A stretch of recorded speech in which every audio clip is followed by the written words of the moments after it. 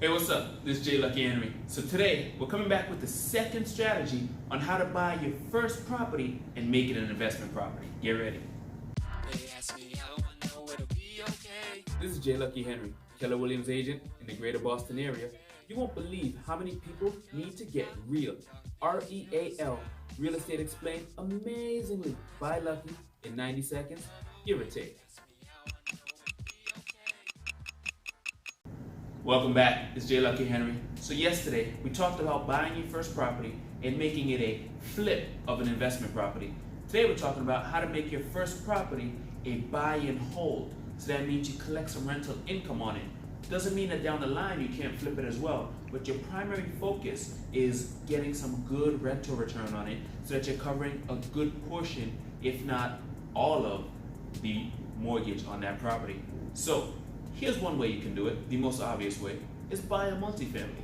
Buy a 2-family, 3-family, whatever you can afford, right? And get a mortgage that you can then rent out the units to cover a large portion of that mortgage.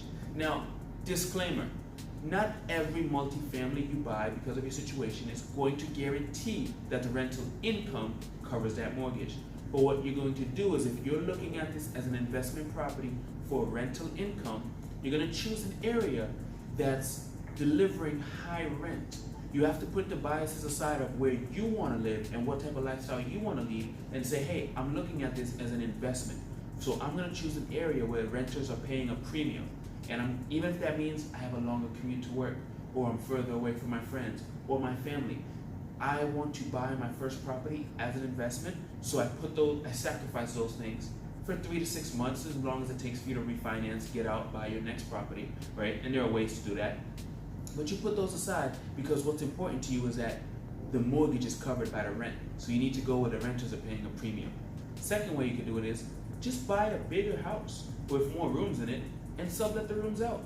This is your house, you can do what you want. If you're comfortable with sharing the common spaces, kitchen and bathroom and living room with other people, maybe friends or colleagues, then, or even people off Craigslist if that's your jam, right?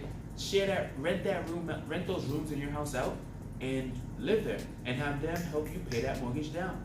The other way is the Airbnb model, but that's a whole separate business model, and there are tons of people out there teaching you how to do that. And it's not one that I say is ideal, because it's not because of who's coming in the house, it's just because it's not predictable. I like predictable. I like my money on time, I like to know when it's coming, and I like to know how much it is. Every day, every first of the month, get that rent, all right? So that's the second tip I have for you on how to own your first property as an investment property. Tomorrow we'll be back with another video. Stay tuned. It's been real. It's been 90. Gotta go. This is J Lucky Henry, and I'm here to keep it real with you.